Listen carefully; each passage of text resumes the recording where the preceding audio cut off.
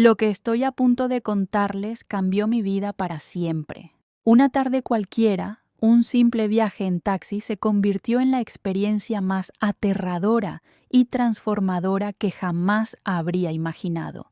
Esta historia que voy a compartir no es fácil de contar, pero necesito hacerlo porque sé que no soy la única que ha pasado por algo así. Era un martes de octubre del 2019 cuando todo comenzó. Acababa de terminar una reunión de trabajo en el centro de Guadalajara y necesitaba regresar urgentemente a casa. Mi esposo, Miguel, esperaba que llegara para cenar juntos con nuestros 2 hijos, Sofía de 8 años y Diego de 5. Como siempre, yo andaba corriendo contra el tiempo tratando de cumplir con todas mis responsabilidades. La tarde estaba particularmente calurosa. Uno de esos días donde el sol de octubre en Jalisco parece no querer ocultarse nunca. Había salido de las oficinas corporativas de la empresa donde trabajaba como gerente de recursos humanos. Llevaba un traje gris que ya me resultaba incómodo después de 10 horas de reuniones consecutivas. Mis zapatos de tacón me dolían y lo único que quería era llegar a casa, quitarme esa ropa formal y abrazar a mis hijos. Caminé por la avenida López Mateos buscando un taxi disponible. El tráfico estaba pesado, como siempre a esa hora, y los autobuses pasaban repletos de gente. Después de esperar unos 5 minutos bajo ese sol implacable, finalmente vi un taxi amarillo que se acercaba. Levanté la mano y se detuvo justo frente a mí. El conductor parecía un hombre común y corriente. Tendría unos 40 años, complexión robusta. Llevaba una playera azul desteñida que había visto mejores días. Sus manos eran callosas, claramente de alguien que había trabajado duro toda su vida. Tenía el cabello negro con algunas canas en las sienes y una barba de varios días. Su sonrisa cuando me saludó me pareció amigable. No había absolutamente nada que me alertara sobre lo que estaba por suceder. Me subí al asiento trasero sin pensarlo 2 veces, como había hecho cientos de veces antes. Le di mi dirección en la colonia Providencia y él asintió diciendo que conocía perfectamente la zona. Arrancó el motor y comenzamos nuestro viaje. El interior del taxi olía a ambientador de pino mezclado con el aroma persistente del cigarro. Había una imagen de la Virgen de Guadalupe colgando del espejo retrovisor y algunas calcomanías deportivas pegadas en el tablero. Durante los primeros 10 minutos todo transcurrió con total normalidad. El conductor, que más tarde supe que se llamaba Roberto Mendoza, me preguntó sobre el tráfico, comentó algo sobre el clima y yo respondía cortésmente mientras revisaba mi teléfono. Tenía varios mensajes de Miguel preguntando si ya venía en camino y algunos correos de trabajo que necesitaba revisar antes del día siguiente. Pero gradualmente, casi imperceptiblemente, algo comenzó a cambiar en el ambiente del taxi. Noté que sus ojos me observaban con más frecuencia a través del espejo retrovisor. Al principio pensé que era mi imaginación, que tal vez estaba siendo paranoica después de un día particularmente estresante en el trabajo. Sin embargo, esas miradas se volvieron más intensas, más prolongadas y definitivamente más incómodas. Sus comentarios también comenzaron a cambiar de tono. Lo que había empezado como conversación casual sobre el tráfico y el clima, gradualmente se fue transformando en observaciones sobre mi apariencia. Primero fueron halagos aparentemente inocentes, que me veía muy profesional, que seguramente era una mujer exitosa. Luego comenzaron las preguntas personales que definitivamente no venían al caso para un viaje en taxi. Me preguntó si estaba casada, si vivía sola, si mi esposo viajaba mucho por trabajo.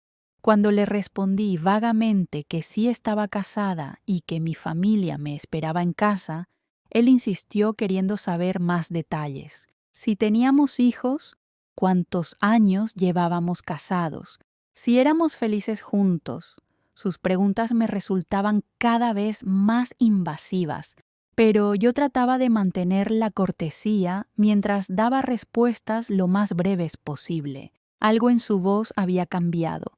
También se había vuelto más grave, más insinuante. Había una calidad en su tono que me hacía sentir incómoda, como si detrás de esas preguntas aparentemente casuales hubiera intenciones que yo prefería no contemplar. Comencé a sentir una tensión creciente en mi estómago, esa sensación instintiva que nos advierte cuando algo no está bien.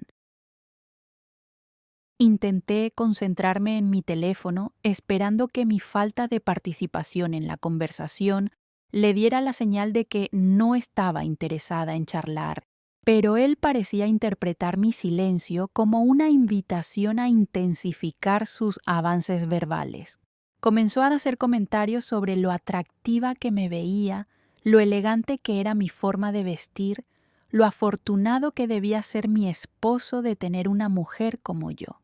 Cuando estábamos aproximadamente a medio camino hacia mi casa, en una zona menos transitada cerca de la colonia americana, noté que había disminuido considerablemente la velocidad.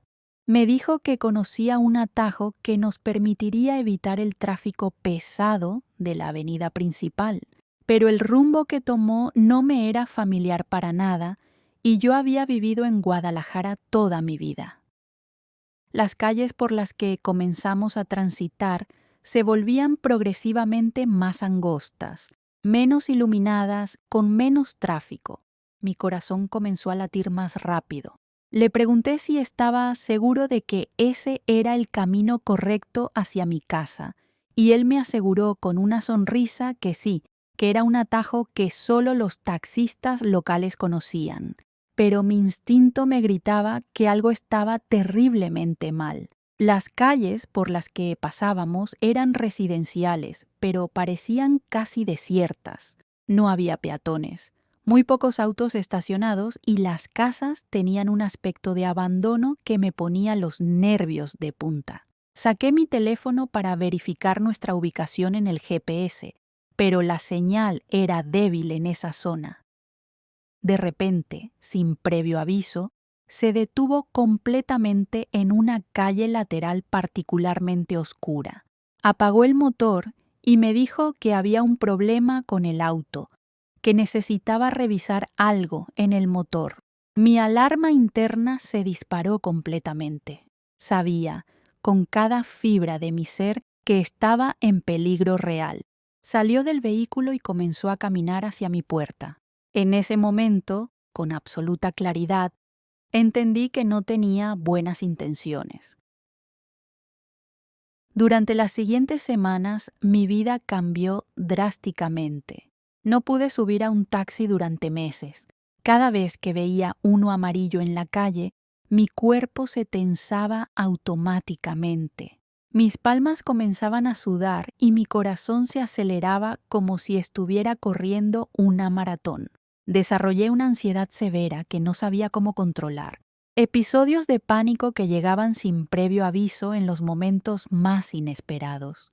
Por las noches despertaba empapada en sudor, reviviendo ese momento una y otra vez en pesadillas vívidamente realistas. Soñaba que corría por esas calles oscuras, que él me perseguía, que no lograba escapar. A veces despertaba gritando, lo que alarmaba terriblemente a Miguel y a los niños. Sofía, mi hija mayor, comenzó a preguntarme por qué mamá ya no dormía bien, por qué a veces lloraba sin razón aparente. Miguel notó el cambio en mí inmediatamente, aunque al principio traté desesperadamente de ocultarlo. Era imposible disimular el miedo que se había instalado permanentemente en mis ojos, la forma en que me sobresaltaba con cualquier ruido inesperado, cómo había comenzado a revisar obsesivamente las cerraduras de la casa todas las noches antes de acostarme. Yo trataba de actuar normal frente a los niños, de mantener las rutinas familiares, de seguir siendo la madre y esposa que siempre había sido. pero era como si una parte esencial de mí hubiera quedado en ese taxi, como si Roberto Mendoza se hubiera llevado algo fundamental de mi ser que no sabía cómo recuperar. Finalmente, una noche después de una pesadilla particularmente intensa, me derrumbé completamente y le conté todo a Miguel. Vomité las palabras entre sollozos, describiendo cada detalle de esa tarde horrible, mientras él me abrazaba con una mezcla de rabia, impotencia y dolor que nunca antes había visto en sus ojos. Su primera reacción fue de furia absoluta. Quería salir inmediatamente a buscar a ese hombre. Quería hacer justicia con sus propias manos, pero gradualmente, cuando vio mi estado de vulnerabilidad extrema, entendió que lo que yo necesitaba en ese momento no era venganza, sino apoyo, comprensión y, sobre todo, paciencia para sanar. Busqué ayuda profesional porque entendí que no podía superar esto sola, que necesitaba herramientas que yo no poseía para procesar una experiencia tan traumática. Mi terapeuta, la doctora Carmen Ruiz, me explicó que había experimentado un trauma severo y que era completamente normal sentir esa mezcla confusa de miedo, culpa, indignación y vergüenza. Me costó muchísimo trabajo entender y aceptar que no había sido mi culpa, que yo no había hecho absolutamente nada para provocar o merecer esa situación. Durante meses, mi mente me torturaba con preguntas constantes. ¿Por qué me subí a ese taxi? ¿Por qué no confié en mi instinto desde el primer momento? ¿Qué señales pasé por alto que podrían haberme advertido del peligro? El proceso de recuperación fue lento, doloroso y lleno de retrocesos inesperados. Algunos días me sentía fuerte y optimista, capaz de enfrentar el mundo nuevamente. Otros días, el simple sonido de un claxon de taxi en la calle era suficiente para desencadenar un ataque de pánico que me dejaba temblando y sin aire durante varios minutos. Aprendí técnicas de respiración para controlar la ansiedad, ejercicios de relajación muscular progresiva, estrategias de mindfulness para mantenerme conectada con el presente cuando mi mente trataba de arrastrarme de vuelta a esa tarde terrible. Gradualmente, muy gradualmente, comencé a recuperar pequeños fragmentos de mi confianza y mi sensación de seguridad. Pasaron varios meses antes de que pudiera volver a usar el transporte público sin sentir pánico.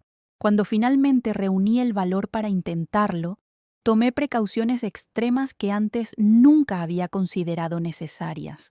Siempre enviaba por mensaje de texto toda la información del conductor a Miguel: nombre, número de placa, ruta planificada, hora estimada de llegada. Me sentaba siempre cerca de la puerta. Mantenía mi teléfono en la mano con el número de emergencias ya marcado. Llevaba mi spray de pimienta en una posición fácilmente accesible. Puede parecer excesivo, pero esas precauciones me daban una sensación de control que había perdido por completo después del incidente. 1 año y 3 meses después de aquella tarde terrible, mientras esperaba en la fila del banco para hacer un depósito rutinario, escuché a una mujer joven contándole a su amiga sobre una experiencia que me helaba la sangre por su similitud con la mía. Su descripción del agresor, del tipo de taxi, de la zona de la ciudad donde había ocurrido el incidente, coincidía de manera alarmante con mis propios recuerdos. Me acerqué a ella con mucho cuidado, sin querer asustarla o invadir su privacidad, pero necesitaba saber si había alguna conexión entre nuestras experiencias. Le pregunté discretamente si había denunciado el hecho, si tenía más información sobre el responsable. Su rostro se llenó de alivio cuando se dio cuenta de que yo había pasado por algo similar. Esta mujer, que se llamaba Carmen López, había pasado por una experiencia prácticamente idéntica a la mía, pero 3 meses después. El mismo patrón de comportamiento, las mismas tácticas de manipulación, la misma zona de la ciudad, incluso algunos detalles físicos del agresor que coincidían perfectamente con mis recuerdos. Juntas decidimos contactar nuevamente a las autoridades y proporcionar nuestros testimonios conjuntos. El oficial que nos atendió nos informó que habían recibido al menos otras 2 denuncias similares en los últimos meses, todas con características muy parecidas. Aparentemente, este individuo tenía un patrón de comportamiento muy específico y repetitivo.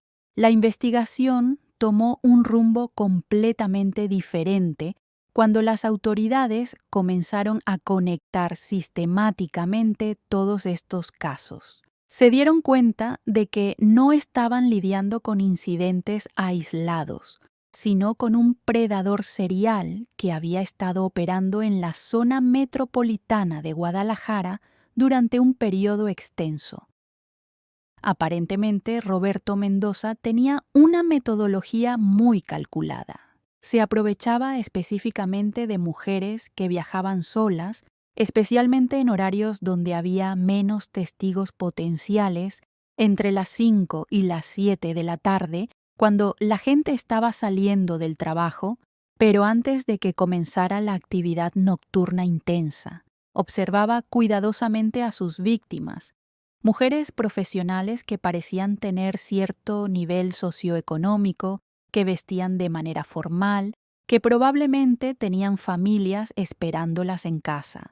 Su estrategia psicológica era particularmente siniestra, porque sabía exactamente qué tipo de víctimas serían más vulnerables a sus tácticas de manipulación. Finalmente, después de varios meses de investigación coordinada, la policía logró identificarlo definitivamente. Se trataba de Roberto Mendoza Gutiérrez, un hombre de 42 años originario de Tonalá, que había estado operando de esta manera durante casi 2 años completos. La investigación reveló que tenía antecedentes previos por delitos menores relacionados con acoso y había logrado obtener fraudulentamente la licencia de taxista usando documentación falsificada. Cuando me llamaron para participar en una rueda de reconocimiento, sentí una mezcla compleja de terror absoluto y alivio profundo. Ver su rostro nuevamente, aunque fuera en circunstancias controladas y seguras, me transportó inmediatamente de vuelta a esa tarde horrible, pero también significaba que finalmente había una posibilidad real de justicia, de cerrar este capítulo terrible de mi vida. Lo reconocí sin dudar ni un segundo. Era definitivamente él. Los mismos ojos que me habían observado con esa intensidad predatoria a través del espejo retrovisor, las mismas manos callosas que habían intentado tocarme contra mi voluntad, la misma sonrisa falsa que se había transformado en algo amenazante y siniestro. El proceso legal que siguió fue otro desafío emocional completamente diferente, pero igualmente difícil. Testificar en el juicio significaba revivir públicamente frente a extraños los detalles más íntimos y traumáticos de esa experiencia. Tener que describir cada momento, cada sensación, cada palabra que él había dicho mientras él estaba sentado a unos metros de distancia observándome. Pero sabía que era absolutamente necesario hacerlo, no solo por mí misma, sino por todas las mujeres que podrían convertirse en sus futuras víctimas si él no era detenido definitivamente. Carmen y yo nos apoyamos mutuamente durante todo el proceso legal, asistiendo juntas a las audiencias, compartiendo nuestros miedos y fortalezas. Durante el juicio salieron a la luz detalles aún más perturbadores sobre su comportamiento y su historial. La investigación había confirmado que había al menos 6 víctimas directas y probablemente muchas más que nunca denunciaron los hechos por miedo, vergüenza o desconfianza en el sistema de justicia. Su defensa legal trató desesperadamente de minimizar los hechos, de presentar sus acciones como malentendidos o exageraciones por parte de las víctimas. Pero la evidencia era abrumadora. Testimonios consistentes, patrones de comportamiento claramente establecidos, evidencia física en algunos casos y un historial criminal que confirmaba sus tendencias predatorias. Roberto Mendoza. Gutiérrez fue finalmente condenado a 8 años de prisión por múltiples cargos de agresión sexual, secuestro y uso de documentos falsificados. Para mí esa sentencia representaba mucho más que justicia legal. Era la validación completa de que lo que había vivido era real, grave y criminal, y que mi decisión de denunciar y perseguir el caso había sido absolutamente correcta. Roberto Mendoza fue condenado, pero mi vida no volvió a ser la misma. Aunque supe que estaba tras las rejas, mi sensación de seguridad nunca se restauró por completo. Durante mucho tiempo después del juicio, me sentía observada al caminar por la calle. Desarrollé rutinas obsesivas para sentirme protegida. Cambiaba mis trayectos todos los días. Nunca salía sola después del anochecer y evitaba lugares poco transitados, pero al mismo tiempo, algo dentro de mí comenzó a transformarse. Esa misma experiencia que casi me destruyó se convirtió lentamente en el catalizador de una nueva misión personal: ayudar a otras mujeres que habían pasado por lo mismo. Empecé a asistir a grupos de apoyo, primero como participante, luego como voluntaria. Conocí a mujeres con historias distintas, pero con el mismo dolor, la misma sensación de haber sido vulneradas y de que nadie las había escuchado a tiempo. En una de esas sesiones conocí a Lidia, una joven de apenas 19 años que había escapado de un intento de secuestro en circunstancias similares.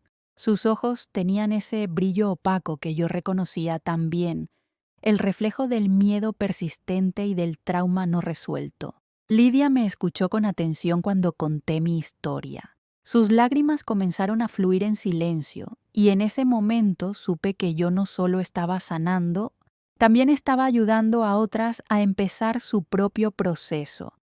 Fue Miguel quien me sugirió crear una iniciativa formal. Tienes la experiencia, tienes la empatía, y ahora tienes una causa, me dijo una noche mientras cenábamos.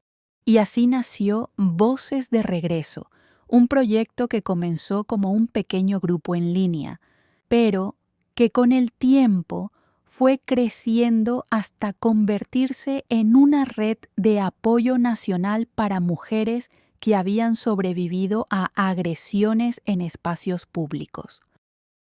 Al principio, todo lo que hacíamos era escuchar. Abríamos espacios seguros donde las mujeres podían hablar sin miedo, sin juicios. Pero pronto nos dimos cuenta de que muchas necesitaban mucho más: asesoría legal, terapia, orientación laboral, protección. Así que empecé a contactar profesionales dispuestos a colaborar de forma voluntaria: psicólogas, abogadas, trabajadoras sociales. El proyecto fue tomando fuerza, especialmente cuando compartí mi historia públicamente en una entrevista con un medio local. No fue fácil.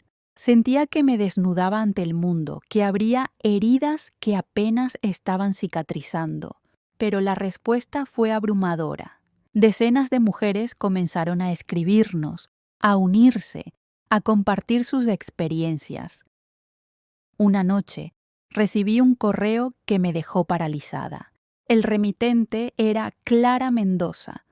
Hola, soy la hija de Roberto Mendoza. Sé quién eres y sé lo que hizo mi padre. Quiero hablar contigo. Me tomó horas decidir si debía responder. La sola mención de ese nombre me revolvía el estómago. pero también sentí curiosidad y, sobre todo, compasión. No era ella quien me había lastimado. Al día siguiente nos reunimos en una cafetería discreta. Clara era una joven reservada, con mirada triste pero decidida. Me contó que, desde que su padre fue arrestado, su familia había sido estigmatizada, que su madre cayó en una profunda depresión y que ella, Clara, había tenido que abandonar sus estudios para trabajar. Pero lo que más me conmovió fue que me dijo que había decidido estudiar psicología precisamente para ayudar a personas que, como yo, habían sobrevivido a un trauma. Nunca podré disculparme por lo que él te hizo, pero sí quiero hacer algo para que otras personas no sufran lo mismo, me dijo. La invité a participar en Voces de Regreso. Al principio, algunas integrantes se mostraron incómodas. ¿Cómo confiar en alguien tan cercana al agresor? Pero Clara fue ganándose el respeto de todas con su empatía genuina, su profesionalismo y, sobre todo, su deseo de romper con el ciclo de silencio que rodea estos casos. Un año después, Voces de Regreso fue reconocido oficialmente por el gobierno de Jalisco. Fuimos invitadas a participar en campañas de prevención, a dar charlas en universidades, a capacitar a cuerpos de seguridad. Aún recuerdo la primera vez que hablé frente a un auditorio lleno de jóvenes.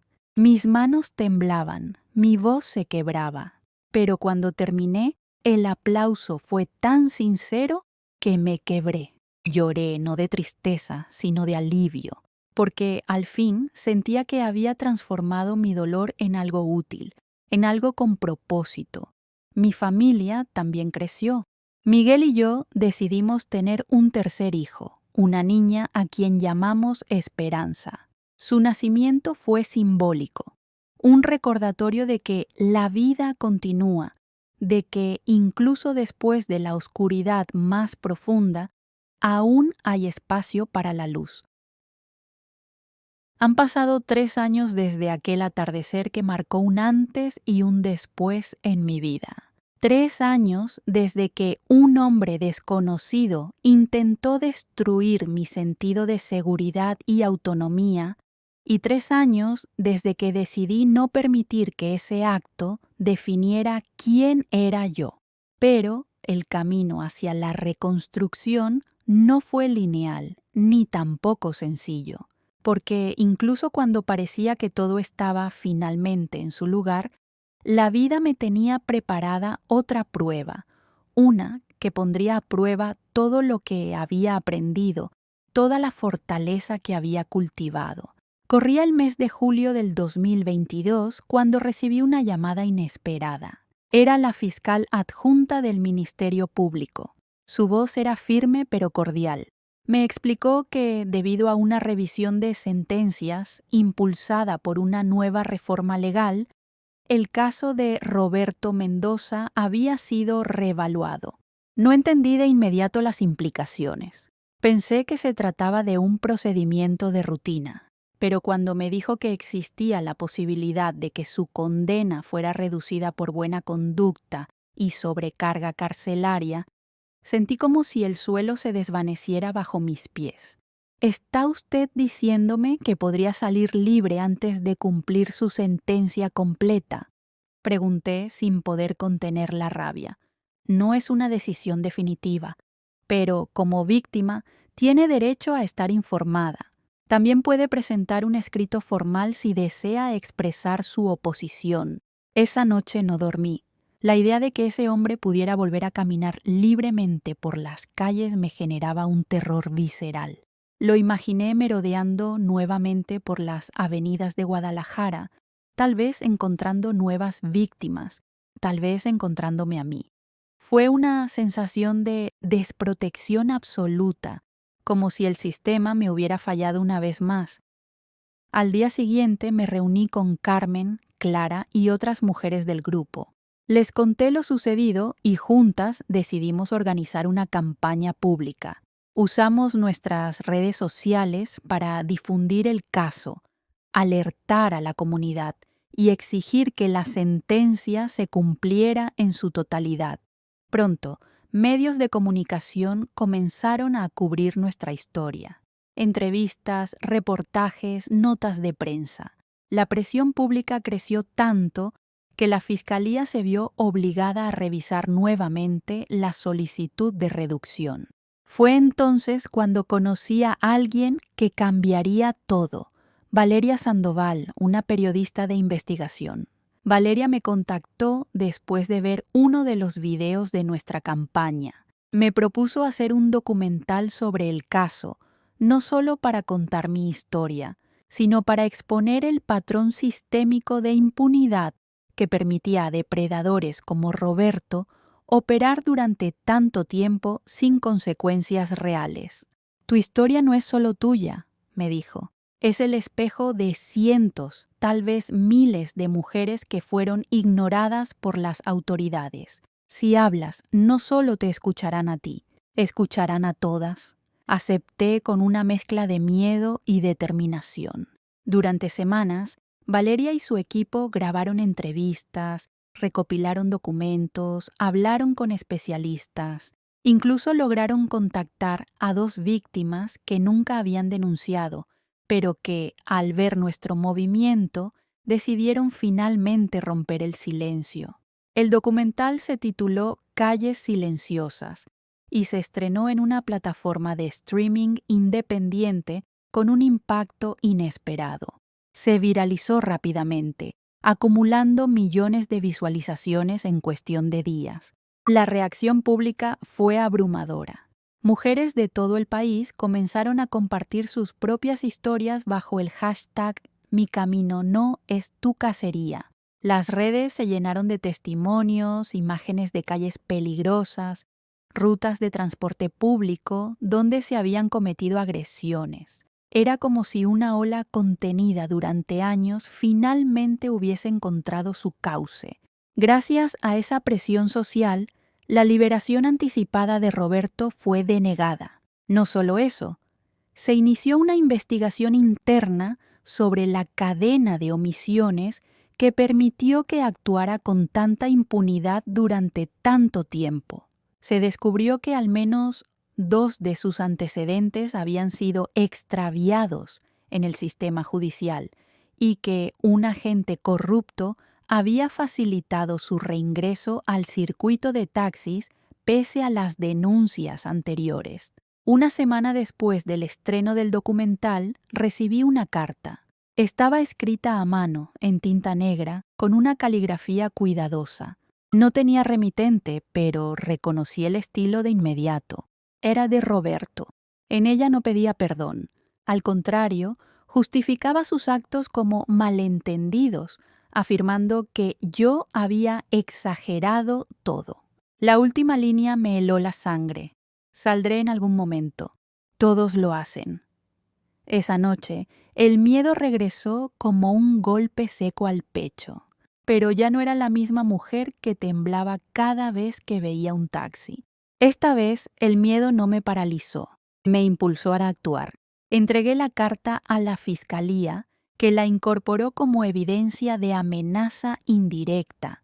Se reforzaron las medidas de protección y con el apoyo de Valeria, comenzamos a trabajar en una propuesta legislativa. Nuestra iniciativa buscaba crear un registro público de agresores reincidentes, exigir evaluaciones psicológicas obligatorias para obtener licencias de transporte y garantizar acceso gratuito a atención legal y psicológica para todas las víctimas de violencia en espacios públicos. Lo llamamos Ley de Calles Seguras. Presentamos el borrador ante el Congreso de Jalisco con el respaldo de más de 100,000 firmas. Durante la audiencia leí un discurso que preparé con el corazón latiendo a 1000 por hora. No lo hice como víctima, sino como sobreviviente, como madre, como ciudadana. No estoy aquí por mí, dije. Estoy aquí por todas las mujeres que no regresaron a casa, por las que callaron por miedo, por las que aún no han encontrado su voz. El silencio en la sala fue absoluto cuando terminé. Y luego, el aplauso más largo y sentido que había escuchado en mi vida. La ley de calles seguras fue aprobada 6 meses después, y aunque sé que las leyes por sí solas no cambian el mundo, también sé que son un paso indispensable, una señal clara de que las voces que antes eran ignoradas, ahora eran escuchadas. Meses después de la aprobación de la ley de calles seguras, mi vida parecía haber entrado en una etapa de estabilidad. Seguía dirigiendo Voces de Regreso, ahora con sede física en una pequeña casa adaptada en la colonia Arcos Vallarta. Allí ofrecíamos apoyo legal, psicológico y talleres para la reinserción laboral de mujeres sobrevivientes. Clara se había convertido en mi mano derecha, y juntas habíamos logrado establecer alianzas con universidades, hospitales y hasta empresas privadas que ofrecían empleo a mujeres en situación de vulnerabilidad. Pero incluso en medio de ese progreso, había una espina clavada que no dejaba de doler: el hecho de que aún muchas historias seguían en silencio. Historias que, como la mía, habían sido ignoradas o minimizadas por años. Un día, durante una reunión con el equipo, una voluntaria nos contó sobre una joven desaparecida en Tlajomulco. Se llamaba Yareli. Tenía 17 años y había tomado un taxi desde el centro para volver a casa. Nunca llegó. La policía trató el caso como una fuga voluntaria. La madre de Yareli había ido de dependencia en dependencia sin que nadie le diera respuestas. Me estremeció la similitud con mi historia. Decidí que no podía quedarme de brazos cruzados. Nos organizamos con otras organizaciones civiles para realizar una búsqueda ciudadana. Imprimimos volantes, organizamos brigadas y utilizamos nuestras redes para visibilizar el caso. Contactamos a Valeria Sandoval, la periodista del documental, y ella comenzó a investigar por su cuenta. Lo que descubrió nos heló la sangre. Uno de los conductores activos de una aplicación de transporte tenía antecedentes por acoso y había cambiado de identidad 2 veces en los últimos 5 años. No figuraba en ninguna lista oficial, pero varias usuarias habían dejado reseñas negativas en redes sociales describiendo comportamientos intimidantes, desvíos de ruta, comentarios inapropiados, incluso intentos de contacto posterior. Valeria se infiltró en un foro de conductores y descubrió que este sujeto presumía, bajo seudónimos, de haber dominado el arte de no ser detectado. Aunque no lo decía abiertamente, sus comentarios insinuaban una conducta repetitiva de cacería urbana. Las autoridades no reaccionaron de inmediato, pero esta vez teníamos un arma poderosa: la atención pública. Publicamos un reportaje completo con capturas de pantalla, entrevistas, cronología de los hechos y una carta desesperada de la madre de Yareli. En menos de 24 horas, el caso se convirtió en tendencia nacional. La presión obligó a la Fiscalía a reabrir la investigación. 4 días después se emitió una orden de captura. El hombre fue detenido en Tlaquepaque, en un hotel barato donde se había registrado con otro nombre. Negó todo al principio, pero en su habitación se encontraron pertenencias de al menos 3 mujeres reportadas como desaparecidas, entre ellas un collar con el nombre de Yareli. El ADN encontrado en su vehículo confirmó la presencia de sangre que coincidía con el perfil genético de la joven. El caso fue tan impactante que el gobierno federal anunció una auditoría nacional sobre el sistema de licencias de transporte y los vacíos de control en las plataformas digitales. Yo me sentía devastada, pero también motivada. Cada avance, cada verdad revelada, cada mujer rescatada o protegida, me reafirmaba que valía la pena seguir. Pero no todo era lucha. también había momentos de belleza, como cuando Esperanza, mi hija menor, cumplió su primer año y dio sus primeros pasos justo en medio de una reunión con sobrevivientes. Fue como una metáfora viviente. La vida sigue, a veces temblorosa, a veces torpe, pero sigue. Miguel y yo lloramos ese día, no por miedo ni por tristeza. Lloramos por todo lo que habíamos superado juntos, por las cicatrices que ahora eran parte de nuestra historia, no de nuestras cadenas. Una tarde de otoño, mientras caminaba por el parque con Sofía, mi hija mayor, ella me hizo una pregunta que me dejó sin palabras. Mamá, ¿por qué ayudas a tantas mujeres que no conoces? La miré a los ojos y supe que no podía darle una respuesta simple, porque un día mamá necesitó ayuda y casi no la encontró, y porque si yo no lo hago, quizá nadie más lo haga por ellas. Sofía asintió como si entendiera. Me abrazó fuerte y me dijo, yo también quiero ayudar cuando sea grande. Ese momento quedó grabado en mi memoria como uno de los más importantes de mi vida, porque comprendí que lo que estábamos construyendo no era solo una red de apoyo. Estábamos sembrando una nueva generación de niñas que crecerían, sabiendo que tienen derecho a ser escuchadas, respetadas y protegidas. Meses más tarde, recibimos una invitación internacional. Una organización de derechos humanos con sede en Madrid había conocido nuestro trabajo y quería que participáramos en una conferencia sobre violencia de género y políticas públicas. Viajé junto a Clara y Valeria. Fue la primera vez que salía del país desde el incidente. Me sentía vulnerable, pero también emocionada. Durante mi ponencia, conté mi historia no desde la tragedia, sino desde la reconstrucción. Hablé de las mujeres que se han convertido en faros de esperanza, del poder de la denuncia colectiva y de cómo un solo testimonio puede salvar vidas. Al final, varias personas se me acercaron llorando. Una joven me dijo que había sido abusada por un familiar y que, gracias a mi historia, ese mismo día decidió contarle a su madre.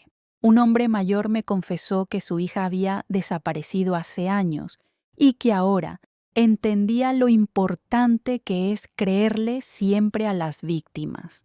Ese viaje me cambió.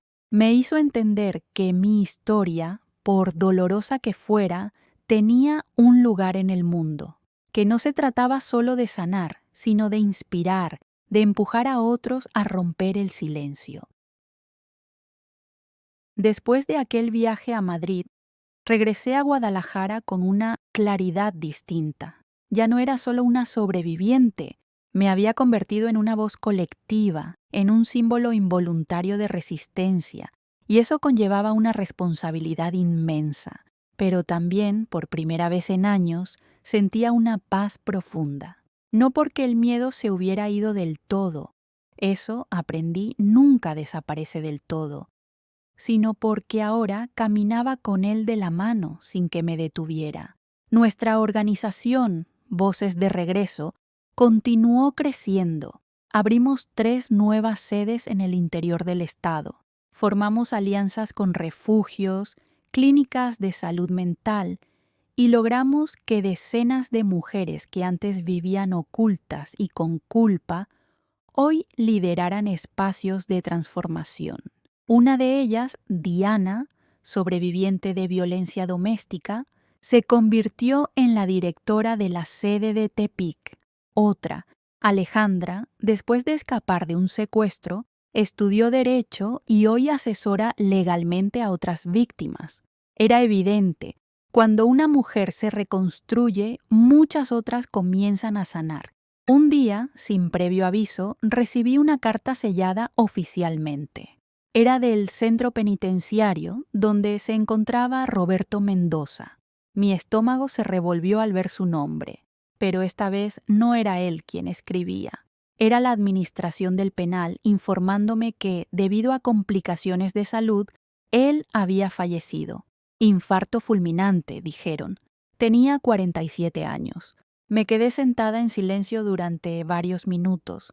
No sentí alivio, tampoco alegría, solo una extraña calma, porque entendí que al final él ya no tenía poder sobre mí, ya no podía herirme, ni física ni emocionalmente. Esa sombra que me persiguió durante años se había disipado por completo. Respiré profundamente y quemé la carta en el patio trasero de casa. Mientras las llamas consumían el papel, sentí que cerraba definitivamente un capítulo oscuro de mi vida. Esa noche, al acostar a mis hijos, Esperanza me pidió un cuento. Le conté una historia que había inventado hace tiempo sobre una guerrera que, aunque herida en batalla, se negaba a dejar de luchar por su aldea. Cuando terminé, me abrazó y me dijo: «Esa guerrera eres tú, ¿verdad?». No supe qué responder. Solo la abracé fuerte y lloré, porque en esa inocencia había una verdad profunda. Los meses siguientes los dediqué a escribir. Había evitado hacerlo durante mucho tiempo, quizás por miedo a revivir lo vivido, o quizás porque nunca me sentí completamente preparada para plasmar todo en papel. Pero ahora era distinto. Escribí un libro, no solo mi historia, sino la de muchas mujeres que había conocido en el camino. Historias de valentía, de reconstrucción, de esperanza. Lo titulé «Sobrevivir no es suficiente», porque entendí que sobrevivir era apenas el primer paso. Lo que viene después, la reconstrucción, el amor propio, la voz recuperada, es lo verdaderamente revolucionario. El libro fue publicado por una editorial independiente y superó todas las expectativas. Fue traducido a 3 idiomas y presentado en ferias literarias. Pero lo que más me conmovía no eran los elogios ni las ventas, sino los mensajes que recibía de lectoras y lectores de todas partes del mundo. Mujeres que finalmente encontraron las palabras que necesitaban para contar su historia. Hombres que, por primera vez, entendían lo que significaba el miedo constante con el que muchas viven. Madres que leían el libro con sus hijas adolescentes para enseñarles que el silencio nunca debe ser una opción. Un año después, fui invitada a hablar ante la Cámara de Diputados. El tema: políticas públicas para erradicar la violencia de género en espacios públicos. Fui recibida por aplausos, pero también por escepticismo de algunos. En mi discurso no hablé con cifras ni teorías. Hablé con corazón. No se trata solo de leyes, se trata de cambiar la cultura del silencio, del encubrimiento, de la indiferencia. Se trata de entender que cada víctima ignorada es una oportunidad perdida para salvar una vida. El aplauso que siguió fue unánime. Ese mismo año, inauguramos la primera casa refugio permanente de Voces de Regreso, con capacidad para albergar hasta 25 mujeres con sus hijos. Una casa luminosa, con jardines, biblioteca, talleres y, sobre todo, seguridad. La llamamos Casa Esperanza en honor a mi hija y a todo lo que ella simbolizaba. El día de la inauguración, mientras recorríamos las instalaciones, una joven se acercó tímidamente. Se llamaba Julieta. Había llegado hacía solo 2 semanas, después de escapar de un intento de feminicidio. Me tomó la mano y me dijo: «Yo también me subí a un taxi y pensé que no iba a salir viva. Pero hoy estoy aquí gracias a usted». Me quedé sin palabras. Solo la abracé. Esa fue la última pieza del rompecabezas, el círculo que se cerraba, porque entendí que todo, absolutamente todo lo que había vivido, el terror, la lucha, la exposición pública, el dolor, había valido la pena si al menos una vida se salvaba. Y ya no era una, eran cientos. Hoy, cuando camino por la ciudad con mi familia, ya no busco taxis con miedo. Camino con la frente en alto. Conozco mi historia, conozco mi fuerza. Y sé que, aunque el camino fue oscuro, lo iluminé paso a paso con cada decisión valiente que tomé. Porque sobrevivir no fue suficiente. Transformé el dolor en propósito y ese propósito salvó vidas.